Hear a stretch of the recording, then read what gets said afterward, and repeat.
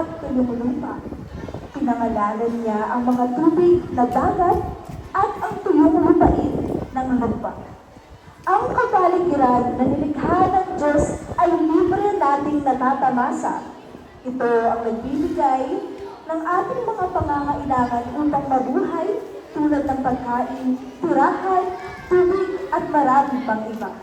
Subalit, sa mga nakalipas na panahon, unti-unti itong nasisira at napapabayaan dahil sa mga taong hindi marunong magpahalaga sa kapaligiran, kagaya na lamang ng kwarto ng Ilog, Pasig. May isang tayak na pamilya na naninirahan sa simpleng barong-barong sa tabi ng Ilog, Pasig. Nabisnanan nila ang maruming tubig at mabahong amoy ng ilog na siya nilang iniinda. Gusto rin ba nilang lumipat ay hindi makakayanan dahil tanging pangingisda lamang ang alam na hanap buhay ng ama ng tahanan. Nay, bakit po ang baho ng ilog? Ay naku anak, pasensya ka na ha. Alam mo, makakalipat din tayo ng bahay pagdating ng panahon. Bakit pa po tayo aalis? Hindi po ba pwedeng solusyonan na lang natin yung amoy? Ay naku anak, hindi na natin maibabalik pa ang dating amoy ng ilog. Mabuti pa, itapon mo na lang yung mga basura natin doon. At saka anak, huwag mong kakalimutan yung itinuro namin sa'yo ng tatay mo ha. Mahirap man ang pamilya, ngunit hindi naman sila salat sa disiplina at pagpapahalaga sa kapaligiran. Ni isang beses ay hindi nila nagawang pagtapon ng basura sa ilog, kundi iniipon nila ito at ilalagay sa tamang tapunan. Ang ilang gamit naman na kaya pang ayusin o erosiklo ay inaayos at muli nilang ginagamit. Isang araw, masayang naghihintay ang anak sa pag-uwi ng kanyang ama. Ngunit umuwi itong malungkot. Tay! Hindi na po pala kayo. Kanina ko pa po kami inaantay. Anak, pasensya na. Wala na namang huli si tatay. Dahil imbis na isda ang mahuli, ngunit puro basura na kukuha ng lambat. Hindi na nagtanong ang mag-ina. Umupo na lang sila at nagkamustahan. Habang nag-uusap ang mag-asawa, isang larawan ang nakita ng kanilang anak. Larawan ito ng dating Ilog Pasig na ibang-iba ang itsura kesa sa kasalukuyan. Nay, tingnan niyo po ito. Malinis at malinaw pa ang ilog dito. Bakit po iba na siya ngayon? Ganito yan anak. Noon, napakaganda at napakalinaw pa ng tubig sa Ilog Pasig. Kahit sa mababaw ka lang ng isda, ay marami na agad nahuhuli.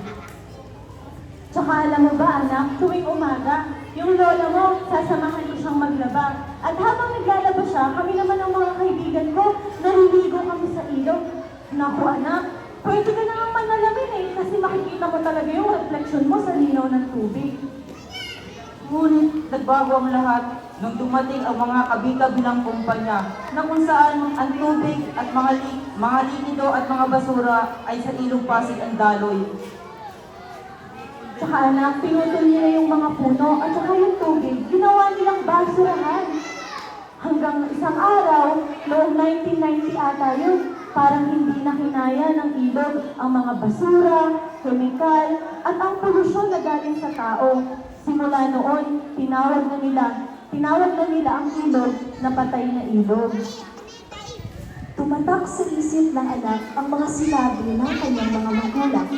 Kaya naman isang araw, habang naglalakad siya sa may tabi ng ilog, nakakita siya ng isang mama na kumakain at doon lang itinapon ang basura. Mama! Alam niyo po bang bawal magtapon ng basura dito? Alam niyo po ba ang magiging epekto nito? Ano ka ba, bata? Huwag mo nga akong turuan. Di ba dapat ako inuutusan doon saan ako magtatapon ng basura? Alam niyo po ba, sabi ng nanay at tatay ko, masama daw po ang magtapon ng basura sa ilog, lalo na po, diyan po kami kumukuha ng aming nakakain. Alam niyo po ba kung anong magiging epekto nito sa amin at sa iba? Kahit magtapon ako ngayon, hindi na natin mababalik ang ganda ng ilong Pasig. Kahit po ganoon, ay maaari po pa po natin itong baguhin. Ganun po yan. Kapag po, Rios, dito niyo po siya tapos kapag naman po Rios, dito niyo naman po siya itatapon. Tapos kapag mga plastic po, katulad po na yung tinatapon nyo, dito po siya sa recycle, na pwede po natin gamitin pa. At kapag recover naman po, yung mga gamit na pwede po natin gamitin, dito niyo po siya pwede itapon.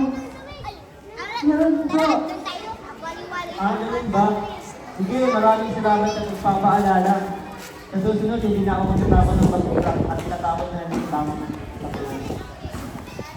Kagaya ng kwento, naway ang taglay nitong aral ay tumatak sa ating isipan. Sa kantang Anak ng Pasig, tinanong ng mga awit, huli na ba ang lahat? Patay na ba ang ilog at dagat? Ang totoong sagot ay nasa atin. Hindi ba natin kayang ibalik ang dati nitong kanta, ngunit kaya natin mabawasan ang negatibong epekto nito sa mundo. At magbahagi ng paraan kung paano. Sa pamamagitan ng pagsasabuhay ng 4 R's, risk management, reduce, reuse, recycle, and recover, ay panilimitahan natin ang pagkakalat ng basura. Ngunit may isa pang mahalaga, ang pagkakaroon ng disiplina. Hindi dahilan ang karumihan ng kapaligiran upang patuloy itong pabayaan. Dahil may magagawa pa tayo upang maisalba ito. Katulad ng nanay sa kwento at ng tatay, bilang nakakatanda ay nagsilbi tayong gabay. Katulad naman ng anak, naway nagsilbi tayong ehemplo sa ibang tao. Bata man ay may magagawa tayo. Tayo ay may boses sa kasalukuyan at may kampaning ginagampanan sa pagpapahalaga ng kapaligiran.